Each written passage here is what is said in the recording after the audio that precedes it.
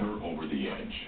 I've always thought that he's been involved in some way, whether it was sitting on the sofa and watching her, telling her to, because she was no good. I don't know.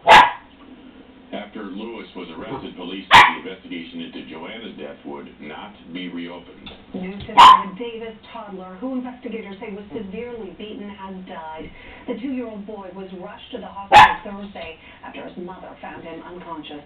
Police arrested 21-year-old Darnell Dorsey, charging him initially with child endangerment.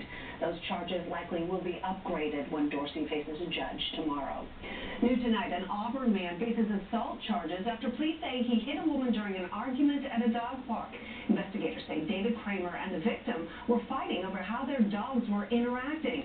And that's when Kramer allegedly hit the woman on the head with a plastic ball-throwing device.